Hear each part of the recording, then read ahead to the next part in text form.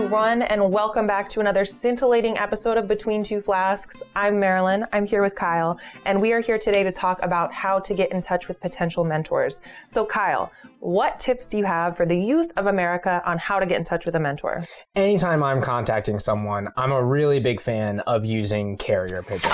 Another one of my favorites. So absolutely. Efficient. Really reliable, right? Mm-hmm. The one sort of caveat to that is if you are trying to email a mentor and they have a research lab, I'm not sure that pigeon is going to make it in the lab. EH&S might have a problem with it, and so the mentor might not get your message. That's true. So if on the rare occasion you cannot use a carrier pigeon and you have to email a mentor, what tips do we have?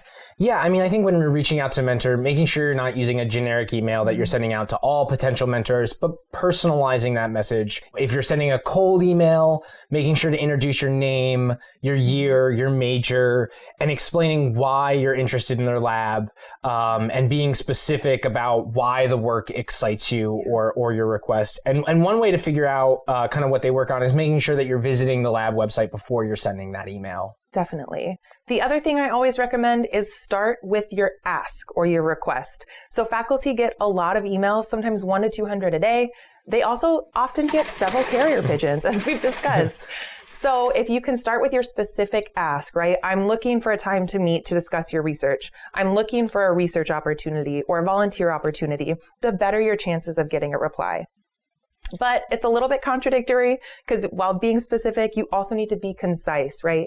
Don't send a 2-page narrative to a PI. They're not going to read it, right? So be specific, be concise, and you'll increase your chances of getting a reply. Another really helpful tip is to avoid slang. Make sure you're using professional language. You don't have to expand your vocabulary, but making sure that you're not using, hey, prof, but rather doctor or professor will go a long way. So not signing off with, here are my digits, call me, beat me if you want to reach me. Yeah. Maybe more of like a sincerely Marilyn. Yeah, I'm not sure the first one will work. Great. How do you handle when someone doesn't get back to you? In case your carrier pigeon doesn't make it. Right. So if I've emailed someone and haven't heard back in about a week or so, I'll send a follow-up email and say, hey, just wanted to nudge this to the top of your inbox. Thank you again for your time.